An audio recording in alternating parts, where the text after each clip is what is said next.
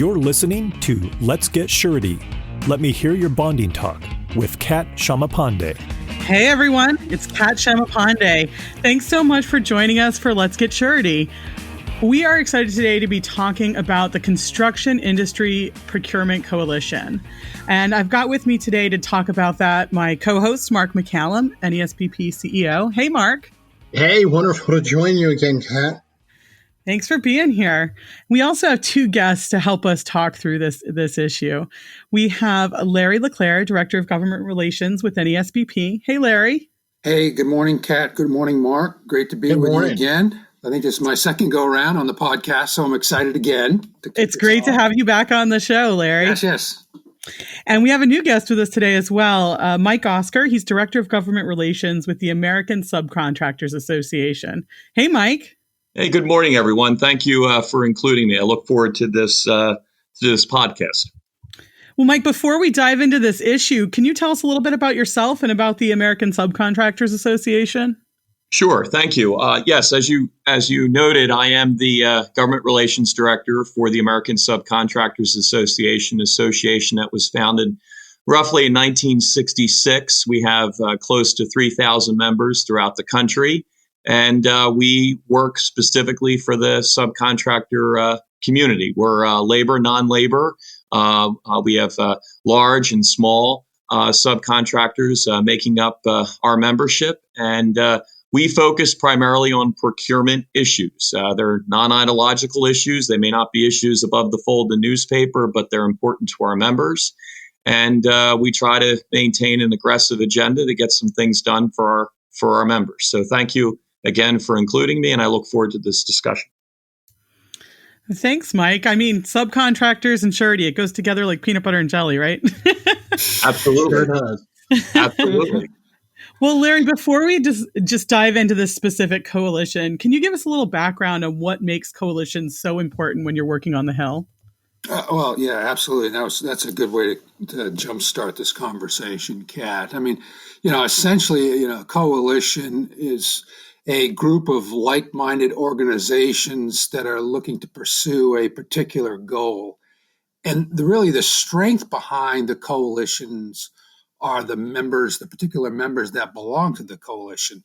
These organizations rely on each other to bring greater efficiency and effectiveness by combining their resources, skills, leveraging potential issues that they have with potential members of Congress. So NASBP certainly looks to other groups that may have relationships in Hill offices that we may not have, but those other groups can share those resources with NASBP.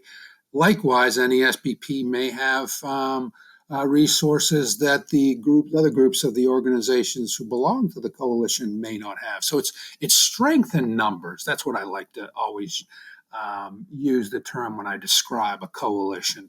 Power and strength in numbers, and the coalition is only as strong as the members of the coalition stay united behind a particular issue. Years ago, I worked for a group that did more tort liability, and we always had a group of our members that were part of a coalition. And we had docs, we had small businesses, we had the medical associations, we had the U.S. chambers, and those groups are formidable, certainly by themselves, but you combine all those organizations together, and they are strength in numbers, and they stay united behind a particular issue. Larry, that's really fascinating. As you well know, it's hard to align interests. So everybody has different priorities and emphasis and issues that they're working. How did the coalition come together and coalesce on its issues? Yeah, the coalition was formed back in the late 2013. It was late in the fall of 2013. And it was really formed by the Associated General Contractors of America and the American Subcontractors Association. And Mike, your predecessor Colette was well formed and versed in coalition building.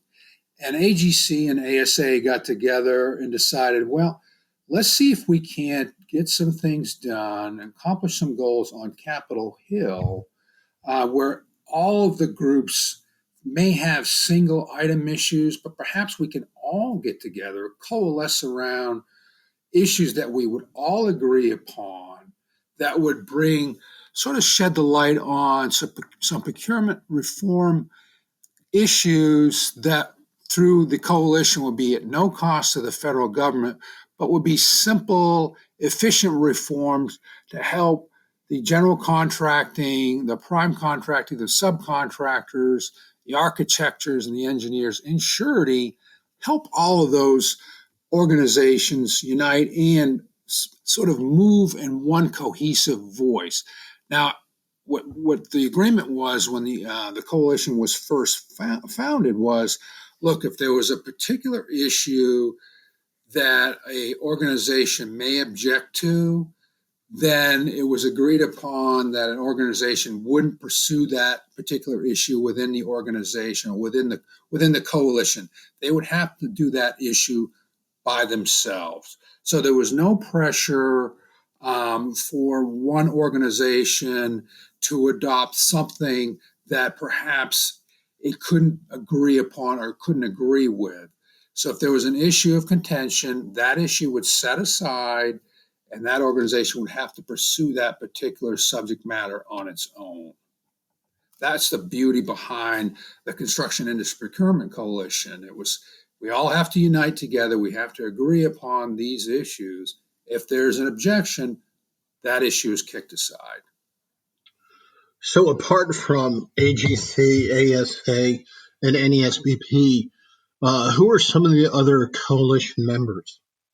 There are roughly about 11 or so, sometimes more than that, depending on the issue, that are comprised of the Construction Industry Procurement Coalition. Those would be the mechanical contractors, the sheet metal contractors, the electrical contractors, the surveyors and mappers, the architects, the AIA, the engineers, the ACECs. So it's a pretty broad swath of organizations, and I apologize if I may have left one of the 11 or so organizations out, but it's a pretty large breadth of organizations who belong to the Construction Industry Procurement Coalition. Yeah, certainly diverse. Mike, I imagine for the types of issues that you are pursuing, do you characterize that as partisan or bipartisan to get things moving? Well, thank you, Mark. And if I may say to Larry's point on the diversity of the coalition, I think that's really vitally important because, as I mentioned early on, we work on behalf of procurement issues. And I use that word very specifically because when I say procurement, I don't see it as a partisan or I don't see it as a bipartisan issue. I see it as more of a contractual issue. And that diversity of the group is important because when you go to the contract, and these are contractual issues that really come down to payment issues, because if you went to anyone in that group that makes up this coalition, they all want to get paid. It's very simple. And I'd like to keep it simple so that our audience understands a little bit better where we're going with this rather than get into an esoteric discussion of bipartisan and partisan and noise in Washington. But I want to focus specifically that these are issues that are very specific to contracts so that our members get paid. And in order for them to get paid, there are consequences in the language that's used in those contracts that are going to have a direct impact on the members that are made up of this coalition. Thereby, I don't see it as a partisan, I don't see it as a bipartisan issue, but I see it as a procurement issue. More specifically, explaining that to the members of Congress and their staff is very, very important. And that's where this coalition really is valuable because you're taking staff members that may, and even members of Congress that may be a generation 2 generations, 3 generations from truly understanding the construction industry. And by us coming in and explaining how all these different groups play into that contract, that ultimately the sub or the prime or the general that's going to sign that contract truly understands what it means when the architect says X or the engineer says Y, what they're doing, and then what is the implication for the federal government, or more specifically, what is the implication for that member of Congress to vote for or against that. And I'll end with this, whether it be bipartisan or partisan, again, it's focusing specifically on procurement. It is very unique to have the general contractors working with the subcontractors, because 9 times out of 10, we're not always on the same page when it comes to contracts. Generally, we are, but sometimes we're not. But in this coalition, to Larry's point, we laser focus on issues that we think can move the industry, because that's the important piece, is to move the industry forward, because the industry, that is the construction industry, has some very important issues that need to be addressed in order for it to maintain its growth, and also to ensure that its employees and employers are safely protected for whatever they might be facing at a job site. And again, keeping it simple, that they're paid and they're paid on time. And that's what we're really trying to focus on. Subcontractors, and I should have said this in my introductory piece, make up 3/4 of the construction industry. People don't realize that. And they carry a lot of weight. They carry the employees, the payroll, the health care. They hold the banking for their individual supplies, their vendors, their surety, their bonding. So they carry a big stick in this equation. And this coalition affords them the opportunity to have their voice heard, along with the voices of the others within the group that, again, are going to be directly impacted by that contract they sign in order to get the work done. Mike, I love that characterization of, it's not partisan or bipartisan. It's about procurement, keeping the message simple and making sure people get paid.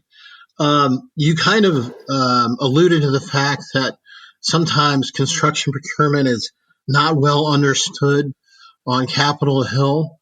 I imagine that the coalition has a lot of education that they do. I don't know if either you or Larry would like to talk about some of the things that you've done to educate congressional staff. And, Mike, I'll take the lead, and you please feel free to jump in. This is something that we, through the coalition, started. And I just want to go back to one point, Mark, if I could. When Colette Nelson and Jimmy Christensen, Jimmy's with the AGC, and Colette, of course, was with ASA. When they decided to form the coalition, to Mike's point, they set aside all of those potential differences that the AGC and ASA might have had in the past, and really focused or honed in on particular issues that we could all, or they could agree on, just to sort of jumpstart this whole coalition. So, Mike, I thought that was a great point of, how this coalition began, but even more so how it began to move forward. I think is a really good point for listeners to sort of understand how the whole thing sort of evolved. Mark, to your question on educational outreach, again, this is something that the coalition started, probably 2017, 2018, and we thought about, can we put out a document just to sort of clarify some of the construction-related terms, practices that aren't easily understood by staff on the Hill? To Mike's point, I mean, it's certainly a complex issue.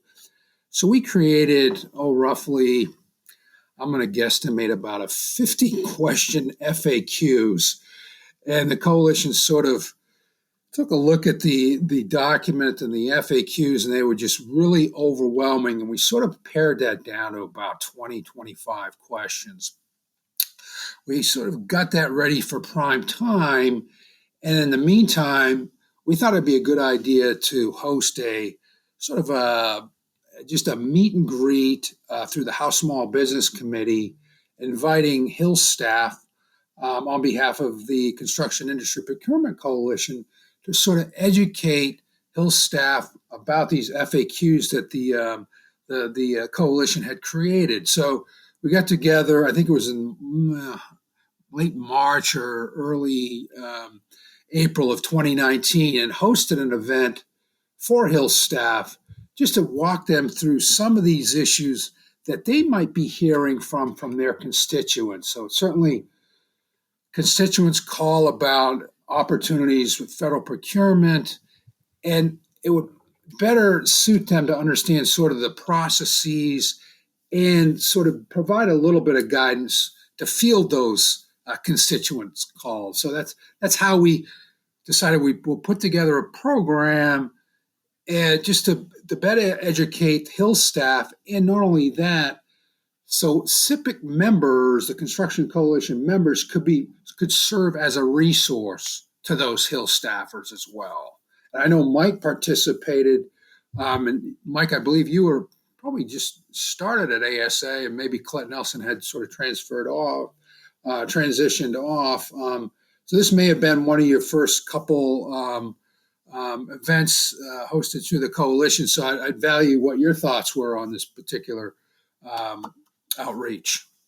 Sure. No, I thought it was well attended. First off, to get staff to any event, especially during a session day, and for them to be focused on these particular issues is a real testament to the power of the coalition to convince them, A, to show up, and then B, to hear what our message is. And I think that's fundamentally important. But where I thought we got the staff and the members that did attend the session with the Small Business Committee was really to explain to them that, yes, we are small businesses, but here is the direct implications at the construction level of where them understanding the terminology. So, for example, the difference between an estimated cost and an incurred cost. Now, you talk about the great debates of Lincoln Douglas, but there is a great debate between what is an estimated cost and what is an incurred cost. And there is, to your point, Mark, there is a bit of a partisanship opinion to that, because estimated cost is what I estimate my cost, what my future cost will be. However, incurred cost means, that means I've got to put that out right now. I've got to make that expenditure today with the anticipation of a change order that might change, that's been approved, that might change what that incurred cost is. So that's another cost that now I'm putting out with the expectation of getting paid, as opposed to what an estimated cost would be. And in our parlance, if you will, from the architect to the engineer, using the role of an estimator, that is as a subcontractor, or an estimator for a prime, is very normal. That, estimated cost is what we do on a regular basis. But explaining that to staff in a briefing such as what Larry is addressing is very, very important. Or let's take it a step further in your industry. What is a bond? Why do we even need a bond? What's the difference between a payment bond and a performance bond? Well, what do you mean by a performance bond? Well, explaining that to staff. Well, that's very important. Let's not just talk about bonds. Let's talk about the importance of payment. Okay, that means that the sub and or the GC or contractor on the job is fully prepared to be able to secure the funding for that project. And then more specifically, then how is the performance? Does this subcontractor or contractor, let's use the term just contractor just to keep it simple, is he or she capable of doing the work? And then all of a sudden you see the staff look at you like, wow, never really realized the importance of that. And to Larry's point, that's just the Small Business Committee. There are other committees that are equally involved in this discussion of construction, and they don't even realize it. So I'm going to pause there because I want to elaborate a little bit more of some of our experiences, especially not only as coalition members, but just talking to staff and explaining to them what the implications might be in their committee that they otherwise never realized had such an impact. But that's how I would have. I felt it was a good briefing. I thought it was a great start, and it eventually led to the establishment of our congressional caucus dealing with this. But again, I'm going to pause, and we can talk about that a little bit later in the podcast. Well, it sounds like change orders might be on the menu of issues that the coalition is bringing to the attention of Congress. What are some of the other issues that you have been advocating for in this Congress? Larry, would you like to start characterizing that? Yeah, I want to just take a step back just for a second and talk and just go back a little bit in history and talk about, first of all, lead it off with a couple of issues that NASBP worked on really through the surety industry. And once the coalition was formed, we had success, certainly on the House side, dealing with individual surety fraud and enhancing the Small Business Administration's surety bond guarantee program on the House side. But then once the coalition was formed, the coalition adopted those particular two policy items that NASBP and the Surety and Fidelity Association of America were moving forward, certainly gaining traction in the House, but never able to really cross over to the other chamber and work the Senate side. The coalition was formed. We adopted those two particular items dealing with individual surety fraud and enhancing the SBA bond guarantee program to provide a greater contract size, increase the contract size from 2 to 6.5 million, and increasing the guarantees for those surety companies who participate in the program from 70 to 90%. We were successful then on the Senate side because we had greater numbers. We had other organizations like Mike's and like the Associated General Contractor that said, yeah, we also support those particular issues. And, Mark and I have talked about this in the past, and I think that certainly forming the coalition really certainly benefited the surety industry pertaining to those two particular items. So, Larry, with those items, without the coalition, did you get the sense that individual congressional offices thought the issues might be self-serving to the surety industry? That is spot on, and that's the one thing that the coalition brings, and the beauty of the coalition is when you go into the offices. And Mike was going to this point a little bit earlier. The first thing Hill staff will say is, "All right, well, okay, who opposes this?" Because typically Hill offices, of course, don't want to really get sideways with other organizations, so they're right up front and say, "All right, we see who supports this, but who opposes this?" Having those dozen or so organizations represented on letterhead with letters delivered to the Hill about particular issues certainly bolsters your position. So right. If you have those groups already aligned on particular issues, it certainly helps. So that, to me, yes, it may have in the early days when we were successful on the House side on those issues, may have seemed to be one-sided, but once the coalition was formed and they adopted our position on individual surety and the enhancements to the SBA program, certainly, in my opinion, yes, helped a great deal. Great. A couple other, and I'll just throw out now a couple of issues. Mike mentioned the change order issue, and we could talk a little bit about that. The other issue is something that the coalition had as part of an omnibus bill back in 2014 was the issue on reverse auctions. Oh, okay. I was new to the coalition. I was new to NASBP. I really didn't know what a reverse auction was, and I can remember Jimmy Christensen with the AGC said going into one of the Hill meetings, just think of reverse auctions as eBay in reverse order. I'm like, oh, okay, that kind of sounds like me, where you bid items up. Well, it's the opposite. You bid items down. So sounds a little crazy to me. Yeah, that might be great if the government is procuring like pencils or boots or clothing or something for the military, but certainly when you're talking about construction, that is not the way to pursue procurement in reverse order.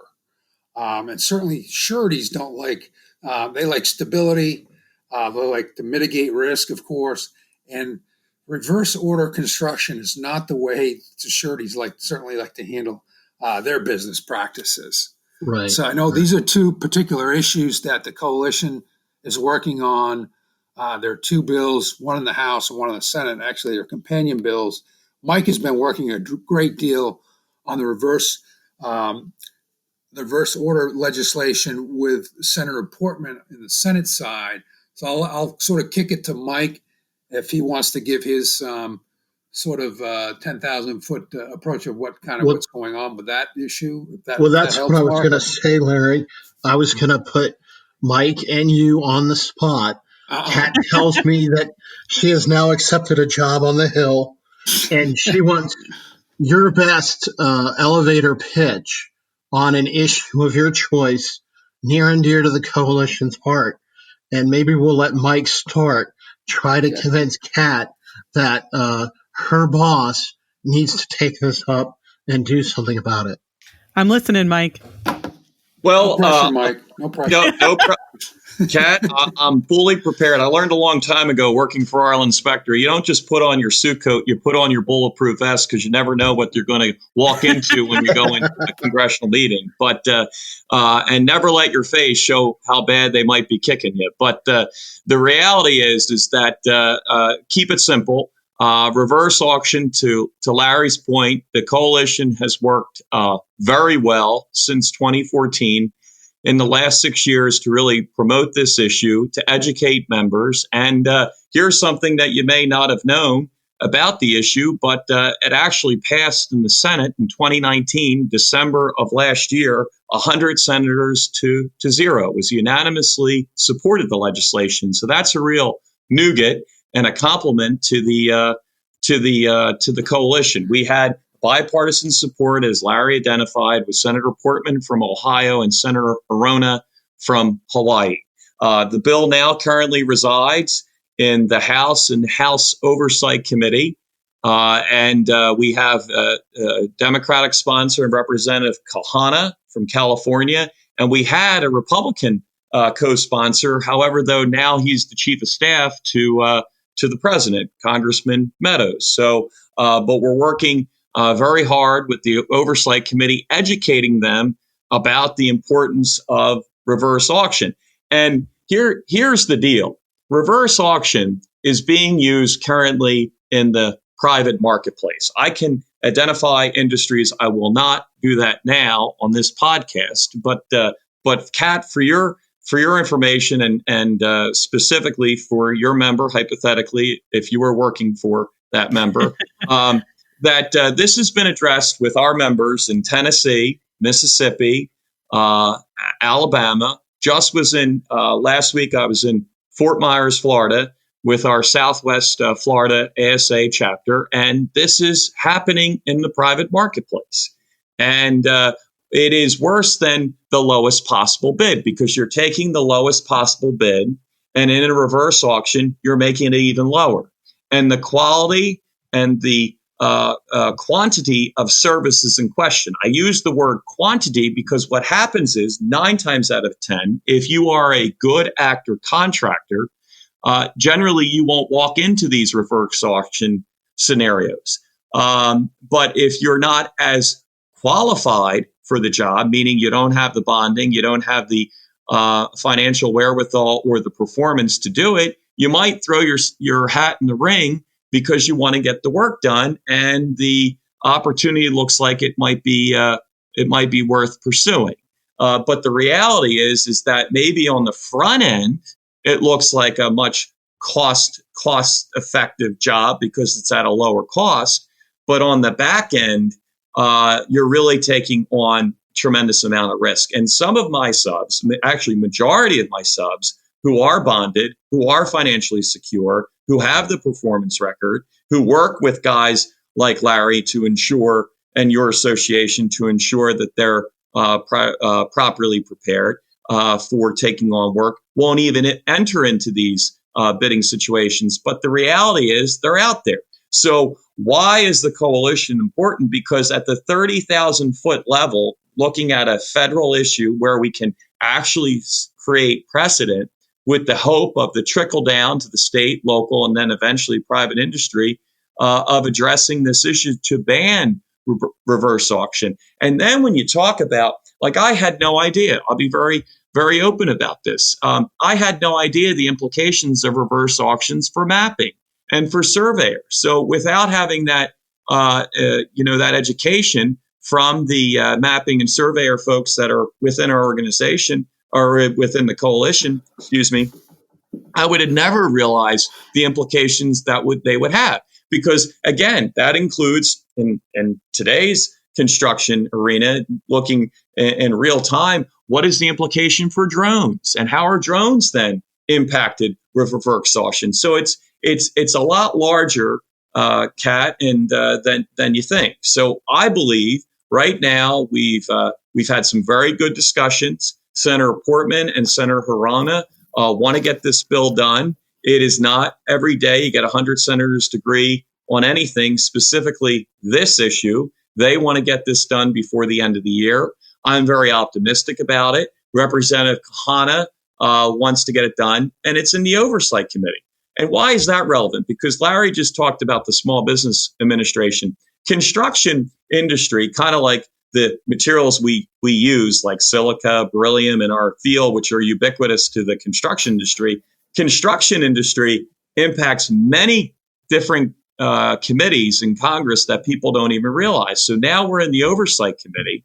And luckily for us, we have good information from the Army Corps of Engineers, from the Government Accounting Office that has clearly identified reports that they've put together, or Government Auditing Office, GAO, saying specifically that reverse auctions are not helpful and have not worked and are not in good standing with the federal government and haven't saved money. Because to what I mentioned earlier, Mark, I would love to see the amount of change orders that probably are then proliferated because the reverse auction came in at a lower bid, and then changes were made throughout that actually probably ended up on the back end costing government more money than they originally anticipated. So I think I believe it's a good bill. It's very specific, and it's basically prohibits reverse auctions. Bottom line, prohibits reverse auctions in federal procurement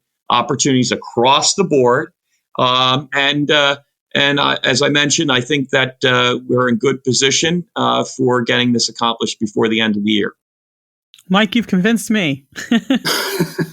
I appreciate that. Thank you. Well, may I just mention one thing? So, Mark, you mentioned how hard is it sometimes? When you go into congressional staff, it's like speed dating, okay? You got less than 15 minutes. If you haven't convinced the person, to go out, it took me 3 times to ask my wife to dinner. And as our inspector said, she must have been really hungry by the time she agreed on the 4th time. But bottom line is, when we had this discussion in the Senate, okay, we had some members, all right, that were looking at, the president's building a wall. Now, I'm not trying to be partisan, but I'm going to be, this was a sticking point. And Senator Portman's office had to work with certain members because on the docket in the defense bill and in the appropriations bill, the president was looking to have funding for building the wall. Okay. All right, fine. That's going on. They looked at reverse auction. Well, if we can build the wall, we're hearing that a lot of the bids that came in were very high. Perhaps this reverse auction legislation that you're prohibiting would be in opposition to that, would add to costs. So why should we prohibit it? Maybe if reverse auction was in place, okay, then that would have brought down the cost of building the wall in terms of the bids that were being solicited, or being responded to through the solicitation process to bring costs down. And so we talked to those fiscally conservative members, and it was Democrats and Republicans alike. But we convinced them that no, again, it goes back to in the short term, it might look like it's cost effective, but in the long term, it's actually going to end up costing you more and putting the liabilities back to this, the whole purpose of your association, putting the assurity people at risk because they're agreeing to something, or otherwise they may not be agreeing to something that would have direct implications on that project. So anyway, we convinced those members, thank God, of the work of Senator Portman's office and Senator Arona to get through that. But that was one of the stumbling blocks that we faced. And it came out of left field. Like we never thought that would have been an issue. And as a coalition, we addressed it. We made it very specific of why we would have no additional cost to building the wall, and we were able to resolve it. But you never know until you walk into the office what your opposition looks like, or when you have an uneducated member who is not in the construction industry, who is now going in to vote on a piece of legislation, and they have this wild idea. And that's when I call the fire bell goes off, and then we go in and we try to put the fire out to the best of our ability. And luckily, we were able to do that when that discussion was brought up. Phew, that is very relieving. I know from past experience, reverse auctions came out into being as a result of trying to get pricing on commercial goods, and now they're trying to apply it to services and construction where you have so many variables. So it's really taking an application and applying it in the wrong context. So I really want to thank you and Larry and the others in the coalition for doing such great education. Yeah. Larry, I know we're running a little bit long, but is there a particular issue that you would like to highlight that Congress is currently considering? Well, yes, Mark, thank you. One item in particular that the coalition has supported and that NASBP has advocated for the past 6 years or so has been the indexing of the federal Miller Act. Under a defense authorization bill that was passed in 2006, all acquisition-related thresholds would be indexed in accordance with the Consumer Price Index every 5 years. Unfortunately, the Miller Act was brought into that equation. So every 5 years, the Miller Act would be reviewed and potentially could be increased based on inflation. Now, NASBP has been advocating since 2010 that the Miller Act should be decoupled from this automatic threshold increase. Now, in 2010, the Miller Act was set at 100,000. In 2015, it was increased based on the CPI to 150,000. It was slated to go up again in 2020 to 200,000. Now, unfortunately, it's not at this time being escalated based on the CPI, and it was supposed to probably go up to at least 200,000. Now, my elevator speech on this particular item is the Miller Act wasn't enacted. It was enacted and put in place as a protective statute to protect subcontractors and suppliers and their payment remedy should the prime contractor fail to meet its payment obligations. And subsequently, it should be removed from rote formulas every 5 years and escalated based on inflation. So what happens is you're going to have more small businesses' payment protection being potentially at risk if the Miller Act continues to escalate every 5 years. And Mike's members and the subcontractors wholeheartedly are in support on this particular issue. And actually, I was part of Mike's fly-in. Was it last year, Mike, or maybe? Yes. last year, and this was an issue that Mike asked his fly-in attendees to speak to. So it's a big issue for subcontractors, suppliers, and any of those downstream parties that rely on the payment bond of the Miller Act. So in my elevator speeches, the Miller Act was a protective statute. It was enacted that way. And if Congress wants to deliberate and discuss potentially increasing the Miller Act, it should be in a deliberative fashion. Legislation or through some other form, but it shouldn't be automatically indexed every 5 years just based on the consumer price index. Seems like we need more protections, not less, nowadays, and that you certainly want to protect public dollars. So it seems very unfortunate that they view it as a procurement threshold. So these are all really, really interesting issues. I imagine that the coalition continues no matter whether the Congress ends and you have a new Congress. So if these things don't get passed, is the coalition then move on to the next Congress? Yes, we do. And depending, I like to refer to it as this is the team. And the only way you can influence the team is by voting. And then, I look at each member of Congress like a baseball card. You turn the card in the back, you look at the stats, and you decide how you're going to address each member based upon what background they come with to the discussion.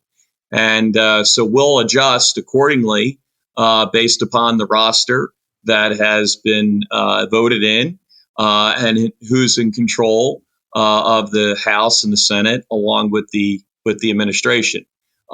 Back to, if I may, Mark, to Larry's point regarding the Miller Act inflation. Larry's spot on, but one of the things that came up in those discussions when members of Congress, specifically the senator who had jurisdiction over this issue on the Armed Services Committee, I think it's important to identify this, and that is that, yes, you can raise it to inflation, or at least have the discussion worthy of raising it to inflation. But I will say, from my perspective in the construction, we have suffered tremendously in 2008 with the recession. We did everything we could to continue to move forward to get our industry back up and running. One of the key things that we did immediately within this pandemic that we're dealing with right now is to make sure that construction was declared essential. And we reached out to 39 governors to ensure that happens. So it is nice when members say, philosophically, we're going to raise inflation, raise the Miller Act at 5 years based upon inflation. But that doesn't take into consideration the economics of the construction industry, which ebbs and flows based upon where we are economically, where the economy is in terms of the stock market.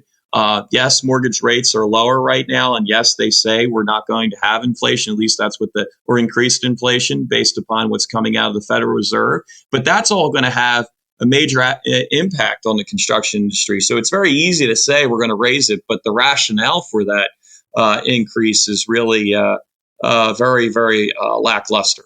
So I'm spot on, and working with Larry and your team is an absolute pleasure, because I learned more about the impact of why we need you, and this hand in glove relationship just makes it a lot easier for our guys to work not only at the federal level together, but on an aside, we're working with you guys on the state level more than I even realized coming into this relationship. So glad to be a part of that. Yeah, well, thank you. You certainly underscore the important point that relationships matter. Yeah. And so I just want to thank you, Mike and Larry, for sharing your thoughts with us. And before we close, Mike, if anyone wants to find out more about what the American Subcontractors Association is doing in terms of government relations, where should they go to find out more information?